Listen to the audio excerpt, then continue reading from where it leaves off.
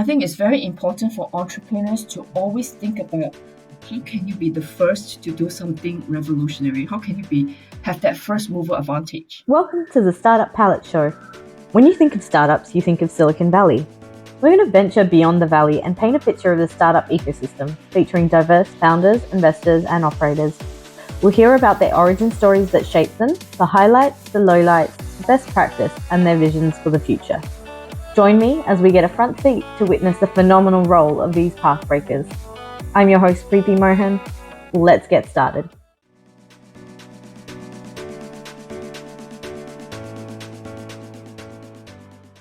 Welcome to the Startup Palette Show, Esther. I'm so excited to have you here today. Esther is the co-founder of Agili8. It's been known or been spoken about as the world's first intelligent eyes. It's extended reality, artificial intelligence, and computer vision to help frontline workers and to help transform and save lives. Welcome, Esther. I'm so glad to have you here. Let's start with, how are you feeling? And I mean, how are you really feeling today? Unfiltered, unmasked. Well, I'm actually feeling quite great today. There's a couple of things that I've got done. I'm a very target and goal-orientated person. So I feel great when I get my task list ticked off, which is good. And that's always a great day in the life of an entrepreneur, right? When you've got that task list and you see it shrink down. Yes, definitely. What was childhood like for Esther? What was life in Singapore like? Oh, actually, it's actually pretty tough. So I came from a family of 8. So my parents had 6 children, and I'm the 4th child, of which the very forgotten one. I was so forgotten that my parents literally forgot to send me to school. So I missed 2 years of preschool, and I remembered being ostracized in school by the teachers because of that, because they were saying, that this kid has never been to preschool, so she must be quite dumb. And the neighbors was like Okay. questioning them and said that, how come we never see your 4th daughter going to school? And then they realized that, oh yeah, we forgot. We totally forgot.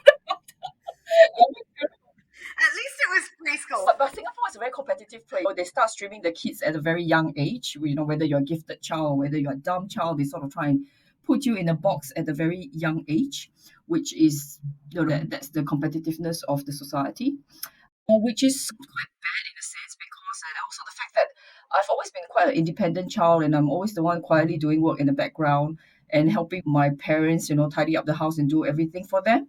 So they sort of take it for granted, I suppose. And having 6 children, I think maybe it's a little bit hard to cope as well. But having that childhood is actually very tough in many ways. I actually been through quite a lot of pretty traumatic experiences that most children would not have experienced.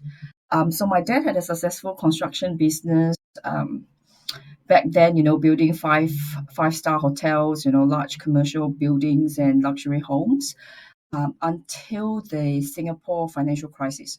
So when the financial crisis hit, it obviously affected my father's business a lot. It affected him mentally and physically. And he literally went into very deep depression, alcoholism, that resulted in domestic violence. So then what happened is that my mom and my older siblings moved out because they couldn't stand it anymore. And leaving me at that time, probably 11 or 12 years old, to look after my dad and my 2 younger siblings. So I basically got my first job at 12 years old to feed the family. At that time, I was very fortunate because I was very tall by Singapore standards, at 12 years old, and because I was very mature. I mean, imagine that, at a young age, you've been doing everything, you've been running the household for your mom and dad, basically.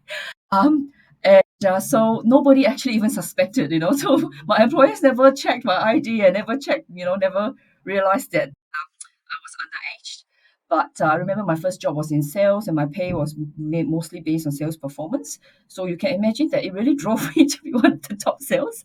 And by 16, I was already in big companies selling luxury brands like Calvin Klein, SDK Tanks, in Orchard Road, while studying full time at the Gifted Girls School. And that's also where I became the youngest swim captain and the president of the Creative Writing Club. So at 17, I was very fortunate to get a Monash Asia Pacific scholarship to go to Melbourne to study, which really changed my life. And that's why I'm also very passionate about education and giving back in that sector. So growing up, I would say I never had any toys, I have no Barbie dolls, no extra, tuition or anything else. And it was really about work. Like I was working at a very young age. So everything Mm. was almost like self-taught. Like I even taught myself how to swim. And I would starve and not eat my lunch so that I could Wow. secretly pay for all my entrance fee to the swimming pool and the bus fares and everything else. So it was really like a survival of the fittest back in those days. Resilience that you've shown from such a young age. Do you ever feel like you've missed out on a childhood? Is that something that plays on your mind at all? Well, it's definitely something I don't want my children to grow up with. So, being my parents were quite workaholics and subsequently alcohol, which is bad, makes it really difficult, I think, for a child to be able to be the best that they could be if they have tough situations. But it also, like you said, it also helped me to develop this resilience, and be able to always see the positive out of the negative. Even though I would say that I don't have, normal childhood like kids, where they will be going out to play or having time with their friends, where else I will be working all the time after school. I'm, off to work. And then coming back, I had to do all the housework, I had to cook for the family because my dad doesn't know how to cook or do any housework. So basically, I was like a mom to two younger kids, my two younger siblings, at a very young age. So I suppose you don't live life with regrets. You don't live life trying to compare yourself with other people. There's always a light at the end of the tunnel. Because it actually built a lot of strength of character for me at a young age, which really you need that kind of grit in the startup world where you face a lot more no's than yes, right? And you will face a lot of difficulties in entrepreneurship. It's not what people think is so glamorous. They watch the startup show, the K drama series, and thought, wow, it's so easy to just go and pitch on stage and get money rolling into the door. It's not as easy as that. It's definitely not as easy as that. Would you say, just by virtue of the situations you were in, would you say that has contributed to you being as entrepreneurial as you are now? Yes, I think definitely because there's actually also a saying, there's a saying, a Chinese proverbs that says that only in the most chaotic times will heroes and heroines emerge, right? Because it's only in very tough times that the tough gets going. And it really sort of bring you up to a whole new level because you had, like I was telling you, it's the survival of the fittest. You either survive or you die, right? Correct. You're hungry for just anything better than the situation that you're in, right? And so you fight harder to find ways to improve that situation. So I think what you said before really resonated about finding light in that darkness, and looking at things as Mhm. opportunities. I think that's really important, and that's something that doesn't come unless you've actually been through those Yeah. situations. Um, what I really love about all of this is you've been such a high achiever. You've been self-taught, swimming captain. I also read somewhere you were a school prefect, and then a topper at university. And then at university, I heard that you actually negotiated that they consider your employment towards your degree, so you can do 3 in 4. That is incredible. Like, for someone to think about that while they're going through university, and actually for the university to make a change after, Mhm. phenomenal. That Well, that's very experience. interesting. I mean, for me, because for me, I always read the word impossible as I am possible. So, and so because I've went through a lot of hardships and a lot of suffering and difficulties, and I still emerge fine, right? So nothing is actually too hard for me in my mentality, like in my mindset. There's always ways to overcome, the challenges or the barriers. So at that time in university, I remember, I mean, I'm very fortunate. I do get jobs offers a lot. So even before I graduated, well, my first job was actually working part-time for Thomson Reuters. And I was part of the Armstrong database team. So that's the global team that actually built the world's largest financial database in the world, which is still very much used by the stock exchanges and the stockbrokers now. Back in those days, we just call ourselves Armstrong Database Group. Nowadays, the catchphrase is predictive analytics. So that was basically what we did, um, Yes. which is a Yep. service that is obviously in high demand. Then my second job, I've actually got, so I was offered, a full-time employment. In fact, I was paid much higher than most graduates actually, um, and headhunted way before I graduated. So I was saying that, man, since I've got this opportunity, why can't I just, do how the engineering students, they have an internship where they can count towards their degree. And I just went to negotiate with the head of department. Told them that that was the first time they offered a double degree in commerce and technology.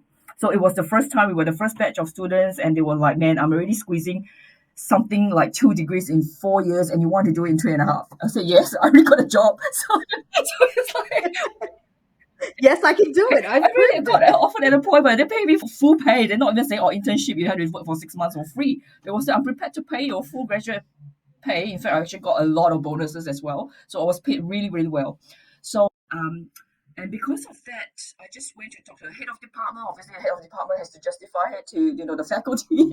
And it did cause a big change because ever since, who can actually secure themselves a full-time job before they graduate could get, like, I think it was 36 credits, for half a year of work, which I think is really bringing about change.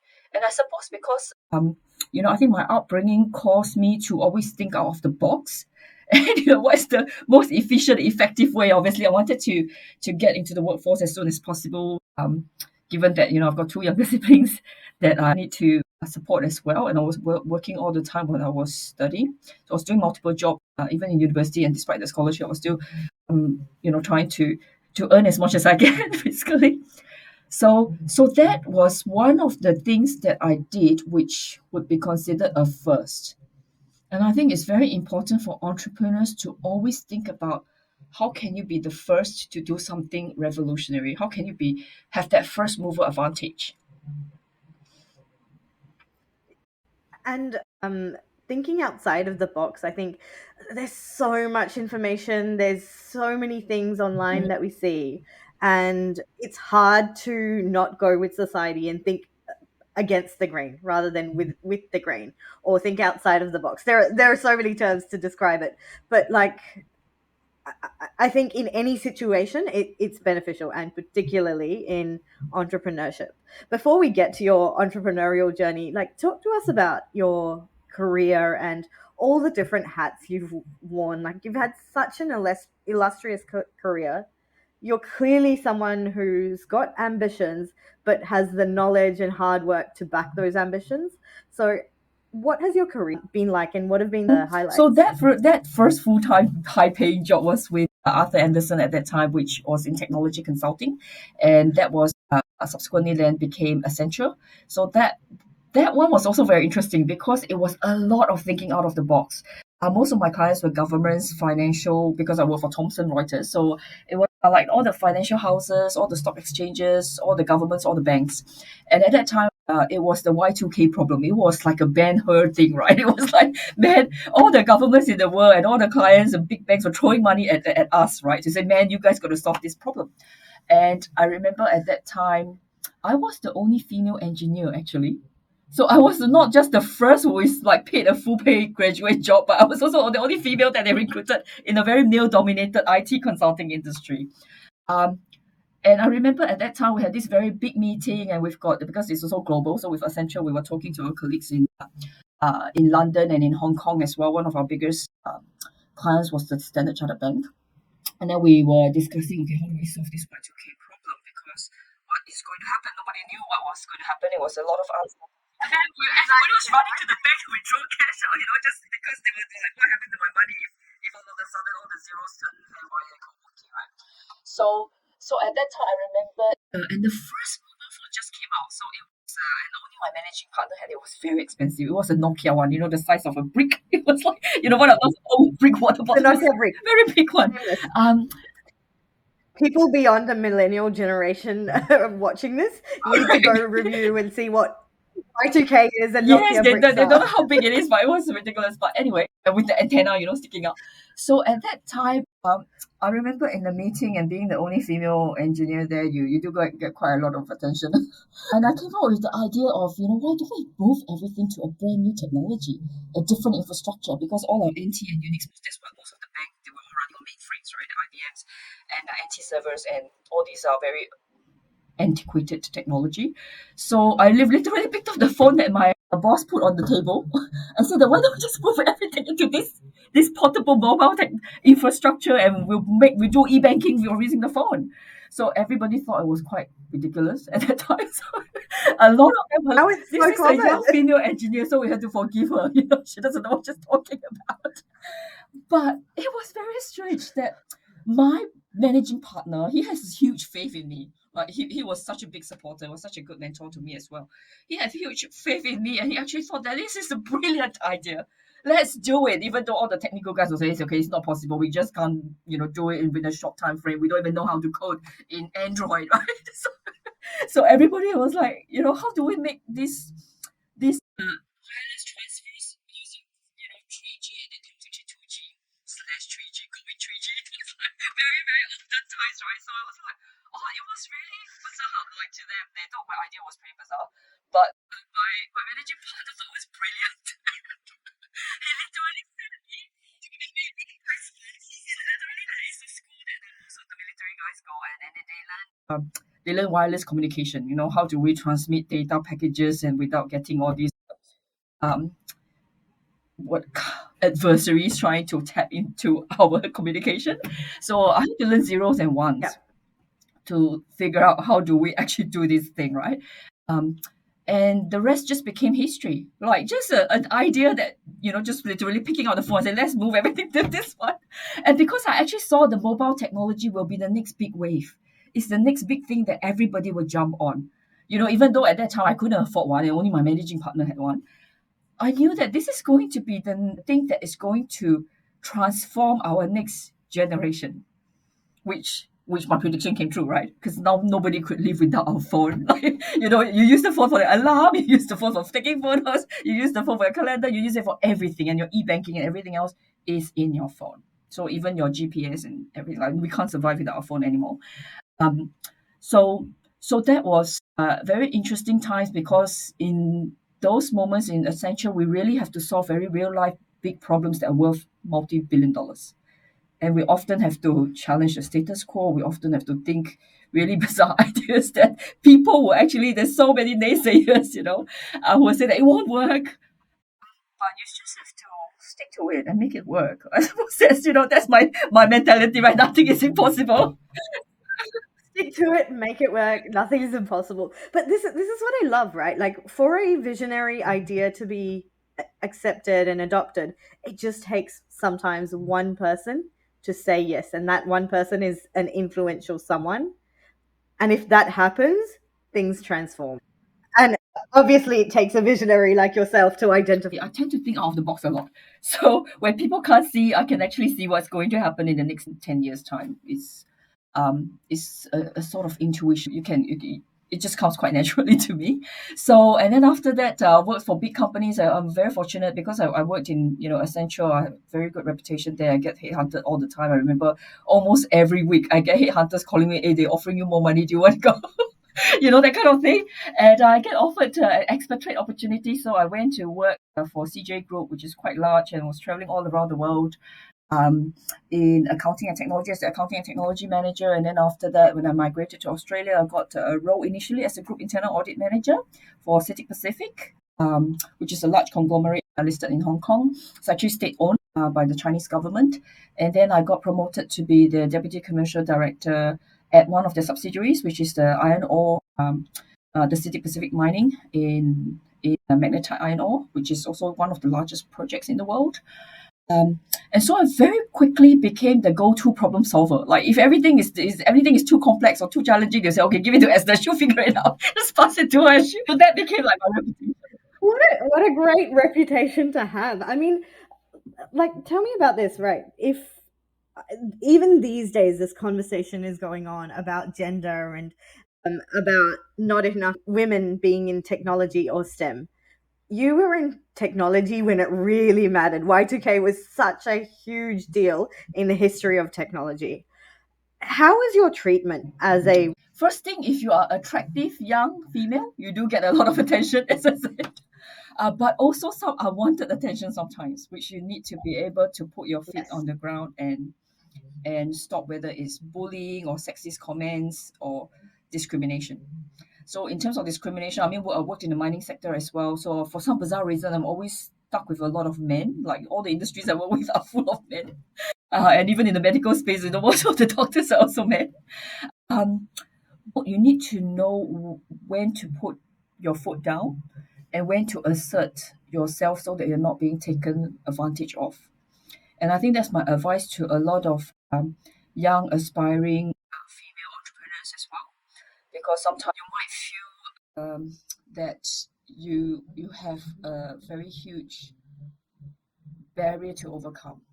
And I mean, scientifically, it's proven. So many research has gone through the fact, they give more money to male, white, typical kind of men in skinny jeans, right? And not so much to the women at all. In fact, I think the funding that women get globally is very miserable. Which I do know there are some change makers who wants to try and make a difference to try and support more female, mostly also run by female VCs. But there's a lot of work to be done. It's not just the VC sector have to pull up their seats, it's the whole community of not just gender. There's a lot of diversity that people have to embrace. For example, culture, different ethnicity, different languages, and even different religious beliefs. I think people have to learn to be more accepting of differences and be able to value these differences rather than discriminate.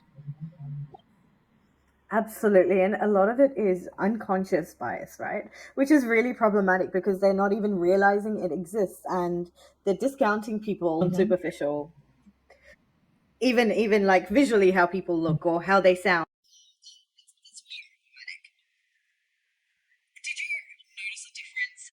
Moving to Australia from Singapore, where you were Quite a treated. lot, actually. Like in Asia, we are not so. I think women are quite a value part of the workforce. So, like even when I was working in Hong Hmm. Kong, we had a lot of the chief justices, the head of the police force, and all these are actually led by females, and nobody had any question or any like qualms about it. Whereas in Australia, you find that people second guess you. So when I was in the mining sector, I also became the first female to be promoted ground out based on meritocracy alone. So it's not like trying to pull strings. There's no nepotism. You find a lot of nepotism in the mining industry. It's a lot of meat steal. It's a lot of that kind of old boys club. But when you truly perform and you see that the value you bring to the organization is tremendous, people want to promote you. So I also broke that glass ceiling, became the first female to be promoted from ground out based on performance alone. And also that changed the whole culture. So CITIC actually is very good. They're very pro female. And after they promoted the second female, the third female, and so on into the more senior management roles. Whereas before that, they were all like everybody on the chart was a man, right? So I think the Asians are actually more open to having female leadership. It was quite challenging because initially a lot of my white colleagues couldn't accept it. They were so used to a male white Mm. boss, and not an Asian female migrant was a mom of, kids, right? So they were like, oh, you didn't quite fit into that square hole they were expecting you to be. So It's not what they've seen correct. or So you won't experienced have people before. who will try and challenge your leadership. And I remember being in the mining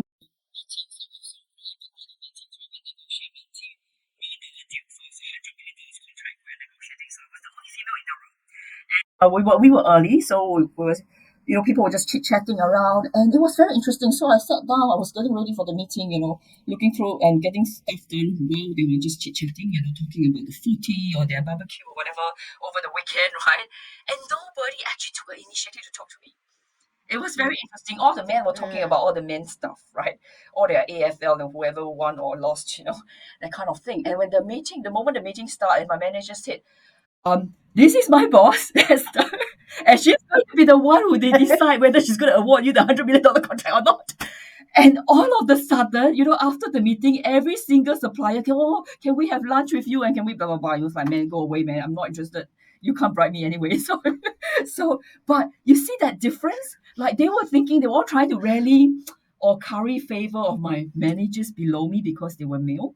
And they totally ignore a female sitting at the head of the table. Like they even treat you, Didn't they even give even you a treat you like you were chance. transparent. They didn't see you until my manager said, hey, by the way, this is my boss. She's the one who signed all the multi-million-dollar contracts. And you suddenly see all these people trying to call you every single day, email you, spam you, stalk you on LinkedIn and do every other thing to try and get your attention. It's like, it's not gonna work. But you see the very stark differences. I probably won't get that in Singapore. Like, people don't Yeah. treat you as if you're invisible in the meetings, and you probably have a quite an equal male and female sitting around the meeting room. Whereas this one's like I was the only female and nobody bothered to even talk to you. They probably think that, and this must be the And PA writing our notes. oh my god, oh my god. Let's not even go there. This thing around invisibility, I mean, I don't think unless you've experienced it, people can't understand it. But you literally feel like you're surrounded by people and no one sees you. It's quite isolating. Did you do anything within your organization to fit in, or like, did you learn about AFL? You No, learn I to don't banter? care. Like, to be honest, I'm just You me, don't right? care. And for me, it's like performance speaks more than anything else. Like for me, action is louder than words. Like I don't like to waste time. I think it's very time wasting with all this small talk and stuff like that because I got plenty of work to do, right? So I'm kind of, I got so many things on my task list. I just want to get it done and over with and do them to the best of my ability. So I wasn't like trying to fit into that. Like I think you just have to be yourself, be authentic. I mean, the moment they know who you are, they actually respect. So I got a lot of respect in the mining sector. Amazing, amazing. You demanded that respect based on the work that you delivered. Thank you. I just love all the glass ceilings you've shattered and how you've actually made it easier for generations to come beyond. And I think the mining sector is still like in a lot of companies and a lot of businesses, it's very behind still. There's a lot to be done. I wish you could work in all of them. Shatter the And it's ceilings. not easy though because it's always like you always face a lot of challenges along the way. And it's very real. Like most people don't realize, but it was ridiculous. Despite the fact that I have more qualifications than any of the males in the company, not just my subordinates. My subordinates were actually paid more than me just because they were male. Did you ever Was negotiate your definitely actually all my salary? bosses, they even went all the way, to the parent entity, like into Hong Kong and to China, and said that, man, we have to retain Esther, we need to pay her more and blah blah blah. And they did. They did many ways, but then they always, you always have politics, and HR will say that no, no, no, she's already paid more than the average female in the mining industry. It's like, yeah, because all the average female were paid like 30 to 50% lower than the male. What are you talking about, right? And they didn't base it. It was solely based on gender. And I remember even the interview was actually quite discriminatory. Actually, one of the questions they asked, which was actually illegal, and I literally said that to the face to my future boss. I said it's illegal to ask that question of Australia. So basically, I mean, he didn't know because he was from Hong Kong. And he was asking, "Oh, are you married and do you have children?" Because in the Asian mentality is that, oh, if you're married and children, you can't be a career woman. You will be doing all the school runs, or Mm. child is sick and you'll be on sick leave and you'll be, taking a lot of leave all the time, right? And I literally told him off. But my boss actually loved On to you. tell him off. And he actually listened to me, so that's good. Good on I you. already told him, I said, no, it's illegal to ask this question. And it doesn't matter whether I have children or not, whether I'm married or not. As long as I can perform, what do you care? Right?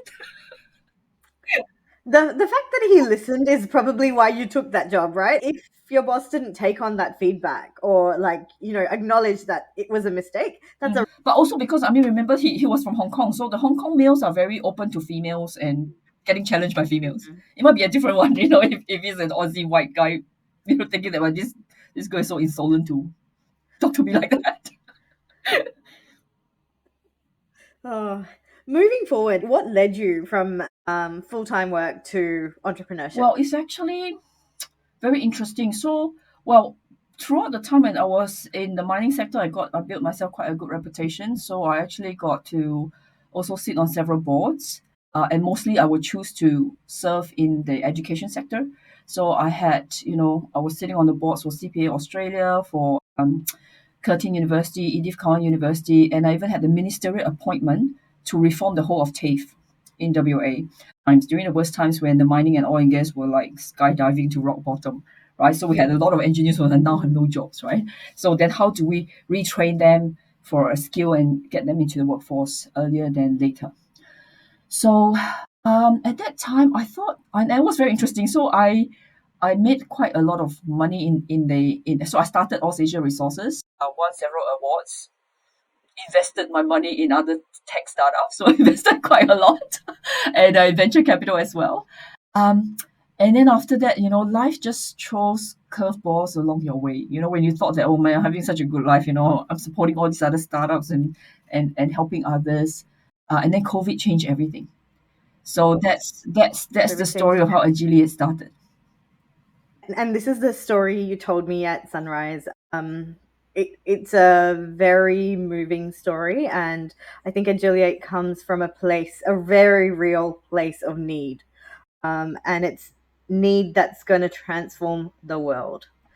Um, are you okay to share this story Yes. with us? So, Agiliate, which actually means empower to work smarter, faster, and safer, came out of, I think, the worst adversities I've ever been through. Right, I've been through quite a lot, but it was very bad. So during COVID, my son came home with a cough and a sore throat, and nobody in the wildest, and this is the healthiest of my three sons. He's the one who never felt sick his whole life. A cough and a sore throat from school just before the COVID lockdown made him lose his vision, due to also the misdiagnosis and delays during that lockdown period. So it was very unfortunate that it was only the fourth professor um, who told us that the first doctor should have just sent my son to emergency for a 20-minute steroid infusion that will save him from a lifetime of blindness. He's as gifted, as bright and gifted as my eldest son who's doing medical school, but he now suffers a permanent disabilities that deny him from most jobs. So, however, his disability never actually stopped him from inspiring other people and helping other people. And that's how, when I saw the strength and resilience in him, I thought, man, we have to do something to stop this problem. We have to stop all these premature deaths and disabilities happening to other people. That influences their lives a lot. So that's how, I decided to put in and think out of the box as usual. How can I actually solve this problem of the time delay, the expertise gap? And at that time, we had the distance or travel problem, despite the fact I was getting all the reports from the Lion's Eye and sending to Harvard, like to some of the top ophthalmologists. They couldn't do anything about it, just reading those reports because we couldn't travel. Obviously, US COVID was even worse. And I had doctor friends who died on the job, and I've got even more um, doctor friends and nurses who left the workforce as a result. So I wanted to solve the problem using technology because we know that WHO predicted way before COVID happened that we will have a shortfall of 18 million frontline healthcare workers by 2030. That's only less than 7 years from now. And that was pre-COVID. Post-COVID is even worse. Nobody wants to be a doctor or nurse now after that, all these things. And and that's how I sort of thought really deep and hard about this problem of how can I use technology to solve this distance, this expertise gap, and this limitation of like physical limitation. So there's obviously geography or physical kind of limitation that we were experiencing. So that made me decide to put in three very deep technologies into one very seamless and literally plug and play solution, I call it, into a pair of lightweight smart glasses. So literally, I combined extended reality, artificial intelligence, and computer vision, which is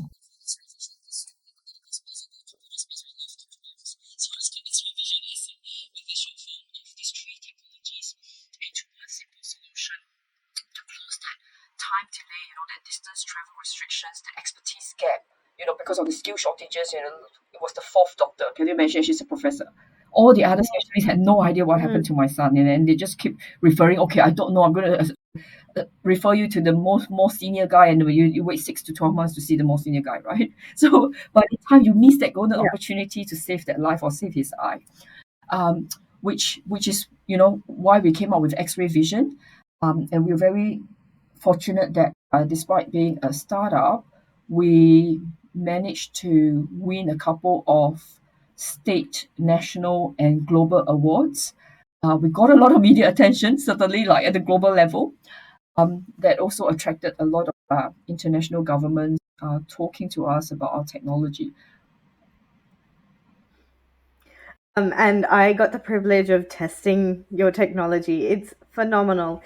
Um, so let me try to describe it from what I experienced. You basically put it on, and then it has flow charts and information that you can navigate through the glasses to help you when you're in those frontline crucial situations as well. And like, especially a time like COVID, for example, where there's so much going on, so many lives being disrupted, the world has turned Mm-hmm. upside Yeah. down. So we basically design it as a I think platform. So now we've upgraded, because we keep continuous improvement is the theme of innovation. of course, it's a Correct. startup So journey. so for our module one, we basically enables a frontline work like a frontline worker, let's say a community nurse out in the bush on her own, which we have a lot in WA.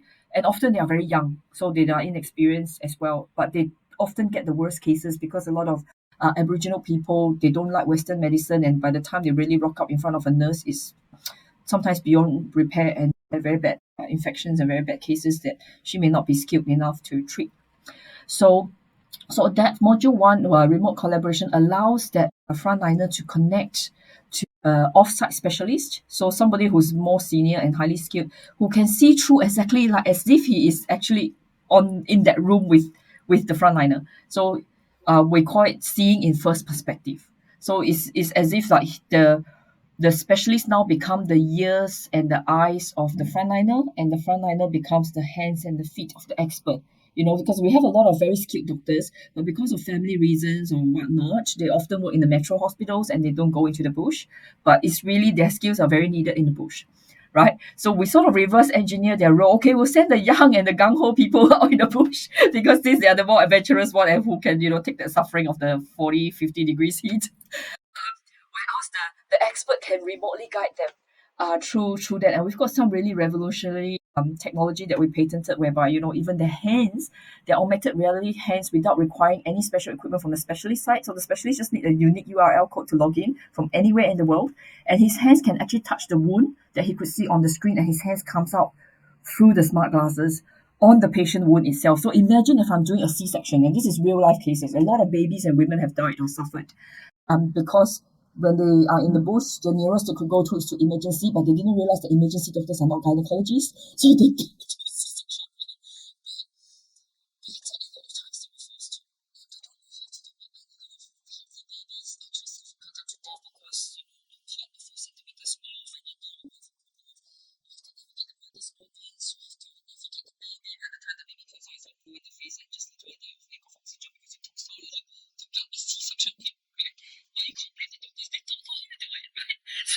so with our technology, we actually enable the ED to connect to the gynecologist who sees exactly what he's seeing, who can draw on the patient's tummy itself and say that, okay, draw, you see this line, just cut along this line, just follow the line, okay? So it's just because, okay, I'm back to kindy now, I could just follow whatever the specialist tell me to do and reduce the risk to the patient and reduce the risk to the doctor, reduce all these professional liability things that they have to face if something goes wrong. So it's really quite revolutionary for like the module one where they have a human expert. Module two, we also did it like in when there's no human assistance or um, internet available, because obviously the first one requires the internet.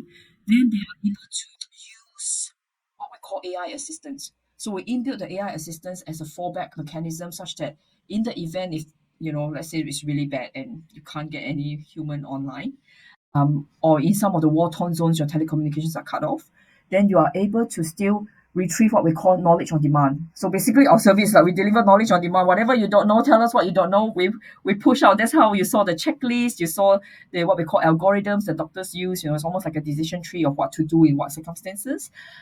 Standard operating procedures. We can deliver any digital information to your peripheral vision without blocking the view of the patient. So while we are working on it, you can still, every time I'm not sure, look up and you see our Agili8 logo, and it would actually tell, like, give you all the menu applications that you could go for. So one of them will be AI assistants, and you could retrieve all this information to step you through some of the complex procedures that you are not sure or you've never done before. That's phenomenal, especially living in a world where even for people living within city areas, getting to a specialist or getting that specialist support Yes. is hard. You're enabling that specialist help anywhere across the most remote areas and even in areas that are cut off by Mm-hmm. technology. And the That's time saved, phenomenal. I mean, that you What save a lot of time and a lot of trouble. and those are crucial. That's time for the patient, right? It's very crucial in terms of impacting the patient's lives. So I think that has a very direct Mm. impact. How are you measuring your impact with what you do? Because I mean, I think on one side there's profits, and beyond the profits, I think impact is probably even more Yeah. important for your So we business. are a purpose-driven company. We call it a profit with purpose. Um, so we definitely measure quite a lot of metrics. So given, so we obviously we've got the measurable ones, the objective ones, like your core dropout rates, your transmission quality and that kind of thing that our technology actually measures to see our performance and what we call system performance.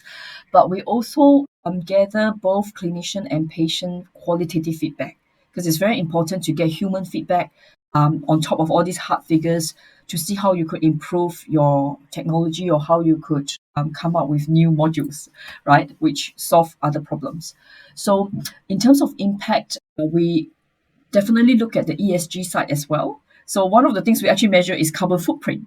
How much of the carbon footprint can we save by not having the doctor fly over now to solve a case, or the patient having to to take very long and expensive journey into the metro hospitals. It actually costs a lot for the country people to come into the metro hospitals for a day surgery, for instance. So we also measure that carbon footprint. We measure the impact that we have on the patients' lives, the preventable hospitalizations. And sometimes you'll be surprised. It's not just the physical health that we are really trying to heal. Among the Aboriginal people, a lot of the healing has to come from deep within. It's because their spirit has been so Mm. broken with all the trauma, with all the stolen generations, all the Generational trauma. discrimination they face for so many generations. um, we've been working with the Aboriginal communities. So one of the things that we want to do also with our virtual healthcare is hopefully, so we are actually we are measuring, we're doing pilots right now with the challenge. So the challenge is a $5 million competition that was open globally. So we were top 10 out of 100 global contestants from the US, from Europe, from Asia, from everywhere, right? So we're now doing this, what we call proof of concept, proof of value, um, to show the statistics, and the outcomes that come out from utilizing advanced technology for virtual care.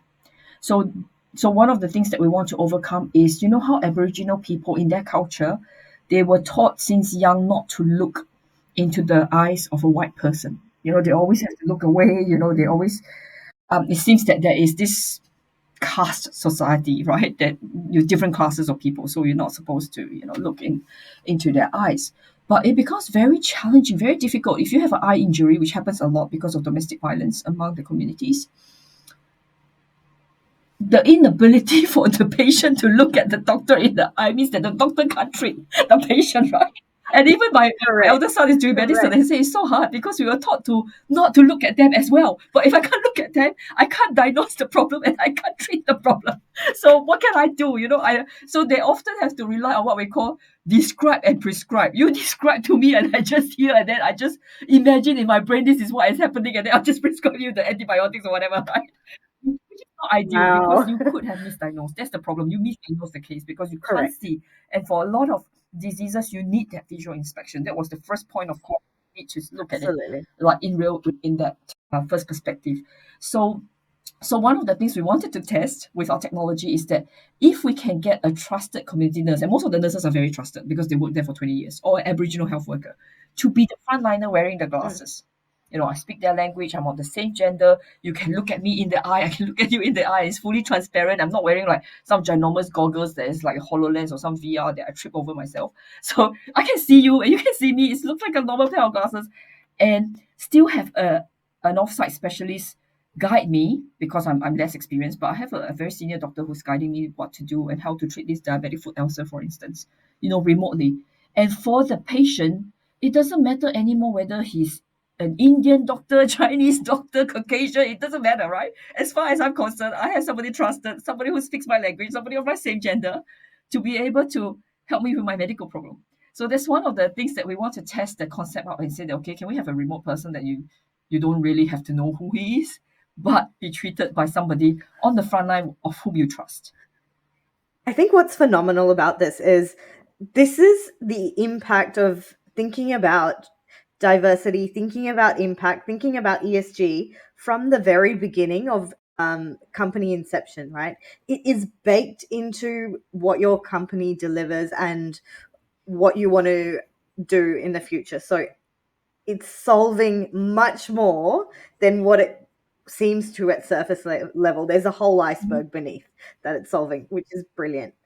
What is your vision for the future? Where would you like to see Agilate? Our official vision is to transform human vision so that together we can transform our world. And I literally mean that in a very positive way. Because by wearing the glasses, you experience it for yourself. It actually transforms the way you see things, right? It brings a whole new perspective. And I think changing the way we see and interpret information from a new 3D perspective and the ability to even have all these external people who can come in from anywhere in the world to give you extra, like an extra pair of eyes or an extra perspective is fantastic, because it puts everybody on the same virtual meeting room. Like it's very immersive because you feel like you are there actually because you could see whatever the frontliner is saying. You could put your hands in and it appears, right? So it's very like hands on. Even though you're virtual, you could do very hands on stuff with it. Um, and really be able to enhance it with AI assistance to bring better decision making and risk reduction to the businesses. And the other thing is like as just as how I saw, the mobile technology and how predictive analytics back in those days, right? When they don't even have these buzzwords, we are on another wave of technology evolution.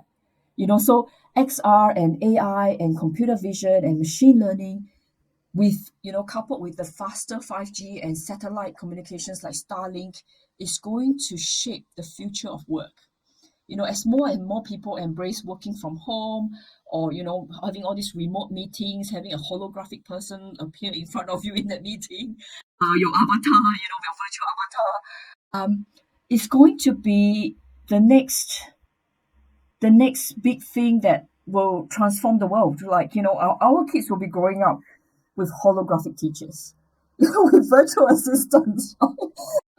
It's actually it's actually so extended reality is actually the reality of the future, and that's how I see it. Um, Technology without solving a problem is just technology, right? It becomes an actual solution and an actual commercially viable business when it solves Mhm. a problem. Do you have any stats around your profitability or like your any stats to show the commercial viability of your business? And I ask this because it's really important for entrepreneurs to see that impact and commercial profits are entirely possible So together. normally we only tell our shareholders this information because we're not public. Yes, but I think you do make a good point. Is that every time you have a business, not every idea is profitable, and not every idea solves a problem. And I think that's the key part of it. So my advice to entrepreneurs or even to corporate VCs trying to look for the next big thing to transform their industry is to really be very focused and passionate about the problem you're solving, and what kind of impact it will have on your industry. So not just as a product, because the product doesn't do anything, right, unless it solves the problem. um, and also realize that the companies that embrace all these emerging technologies are going to be the ones who will have unfair competitive advantages down the track. So those who don't embrace them, if you don't get Absolutely. on board, you get left behind. So I think it's very important when you look at the commerciality or the feasibility of it. Always do your research. Don't just think that I've got a great idea and think that people are going to fund you for that. not going to happen. But being able to show that, the customer is willing to pay the price that you stated for. Yeah, absolutely. Like, couldn't have said it better myself. How much of your life have you created, curated, or chanced Mm. upon? I always believe your destiny is in your own hands, right? So you create your own destiny, and don't blame it on your parents or your teachers or your boss, okay? Because they obviously, they can be positive or negative influences to you, but you control what you think you can achieve. So your mindset is very important. And also, as I said before, if you set your heart and mind to a goal, pursue it wholeheartedly. Sometimes you see a lot of entrepreneurs, they have all these brilliant ideas. They will go do one, or because I failed, I couldn't raise capital, they ditch it, try another one, and forever they are in this spiral of chasing around the next big idea. But if you are never persistent and you don't really know why you are doing it, you are just wasting time, effort, and money. So let your why drive what you do, and don't let what you do define who you are. Oh, beautiful. Thank you so much, Esther. Really could have gone on talking to you. I think you're a treasure trove of wisdom, knowledge, and a shining inspiration and example for all of us. Thank you for all you do, especially with Agili8, but thank you for breaking those glass ceilings for Yeah, so many thanks of a us. lot, Preeti. Thanks for having me. Thanks for tuning in to the Startup Power Show. If you had a blast listening to this episode, come on board and join our incredible cheer squad. Spread the startup love by sharing the episode with your friends, leave us a review, or drop us your valuable feedback, comments, or burning questions. Stay tuned for our next episode, where we'll shine the spotlight on another startup superstar. I'm Preethi Mohan, and I look forward to seeing you next time.